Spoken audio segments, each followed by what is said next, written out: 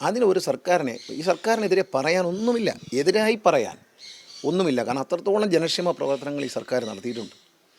ഓരോ വ്യക്തിയിലേക്കും ഇറങ്ങിച്ചെന്ന് അവരുടെ പ്രശ്നങ്ങളെ സമീപിക്കാനും അതിന് പരിഹാരം കാണാനും ഫയൽ തീർപ്പാക്കലടക്കം ഒരുപാട് പാവപ്പെട്ടവൻ്റെ ജീവിതം കുടുങ്ങിക്കിടന്ന ലക്ഷക്കണക്കിന് ഫയൽ തീർപ്പാക്കി. അതൊക്കെ നിസ്സാരമായി കാണരുത്.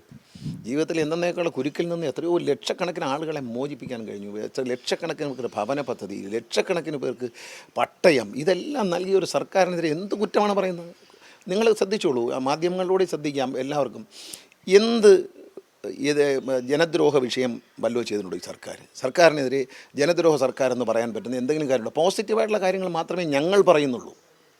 ഞങ്ങളല്ല ജാതി പറയുന്നില്ല, മതം പറയുന്നില്ല. ഞങ്ങൾ നാട്ടിൽ വന്ന പുരോഗതി, വികസനം, ക്ഷേമം, ഇതിനെക്കുറിച്ച് മാത്രമേ ഞങ്ങൾ അന്തസ്സായി പറയുന്നുള്ളൂ. LDFിൻ്റെ പ്രവർത്തകരും നേതാക്കളും അന്തസ്സായി പറയുന്നത്. ഞങ്ങൾക്ക് ഈ ആവശ്യമില്ലാത്ത നെഗറ്റീവായിട്ടുള്ള പ്രചരണവും കുറ്റം പറച്ചിലും അല്ല ഞങ്ങളുടെ പണി. ഞങ്ങൾ അങ്ങോട്ട് ആരുടെയും കുറ്റം പറഞ്ഞില്ല. ഞങ്ങളുടെ കുറ്റം ഇങ്ങോട്ട് പറഞ്ഞിട്ടുണ്ടെങ്കിൽ ഒരേ ഒരു വിഷയം, ശബരിമലയിലെ കട്ടളപ്പാളിയിൽ നടന്ന ഒരു ക്രമക്കേട്. അത് അവിടെ നടന്നൊരു ക്രൈമാണ്.